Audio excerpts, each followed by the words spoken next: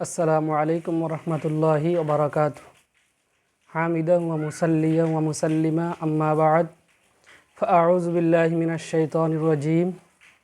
ইয়া আইয়ুহাল্লাযীনা আমানু ইযা কুমতুম ইলাস সালাতি ফাগসিলু ওয়ুজুহাকুম ওয়া আইদিয়াকুম ইলাল মারাফিক ওয়ামসাহু বিরুউসিকুম ওয়া আরজুলাকুম ইলাল কা'বাইন। সম্মানিত দর্শকবৃন্দ, সবাইকে স্বাগতম দুরুসুল হায়া চ্যানেলের পক্ষ থেকে। আমরা আজকে কথা বলবো নামাজ নিয়ে। মহান রব্বুল আলামিন আমাদের উপর ইবাদতকে ফরজ করেছেন। সকল ইবাদতের থেকে সবচেয়ে উত্তম ইবাদত সেটা হলো নামাজ। আর আমাদেরকে নামাজ পড়তে হলে অবশ্যই কিছু বিধান মেনে চলতে হবে। যেমন নামাজের পূর্ব শর্ত হলো অজু। অজুবিহীন নামাজ আদায় হয় না। যে ব্যক্তি অজু ছাড়া নামাজ পড়বে তার নামাজ আদায় হবে না। তো ভাই, আমরা অজু করতে হলে আমাদের সর্বপ্রথম যে জিনিসগুলো করা দরকার সেটা মহান রব্বুল আলামিন তিনার কালাম পাকের মধ্যে সুন্দরভাবে বর্ণনা করে দিয়েছেন।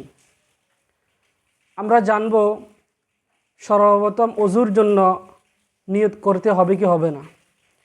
এই ব্যাপারে ইমাম আবু হানিফা রহমতুল্লাহ আলাইহি বলেন যে আন-নিয়াতু ফিল ওযুই লাইসাত বিশারতিন।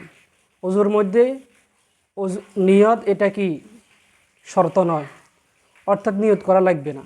কিন্তু শাফি রহমতুল্লাহ আলাইহি বলেন নিয়ত করা লাগবে। এই জন্য আমরা যারা হানাফি মাযহাব অনুসরণ করি অবশ্যই আমরা নিয়ত করা লাগবে না। এরপরে মহান রব্বুল আলামিন কালামে পাকে ওজুর ফরজগুলো তুলে ধরেছেন যে আমাদেরকে আমাদের মুখমণ্ডল ধৌত করতে হবে, এইভাবে আমাদের হাত কনুই সহ ধৌত করতে হবে, মাথা 4 ভাগের 1 ভাগ মাসা করতে হবে, পাও টাকনু সহ ধৌত করতে হবে। এই 4টি জিনিস ওজুর মধ্যে ফরজ।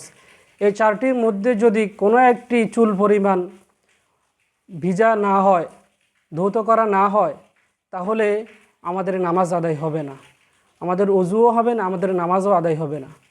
আল্লাহ তাআলা আমাদেরকে সুন্দরভাবে ওজু করার তৌফিক দান করুক। ওয়া আখিরু দাওয়ানা আনিল হামদুলিল্লাহি রাব্বিল আলামিন। আসসালামু আলাইকুম ওয়া রাহমাতুল্লাহ।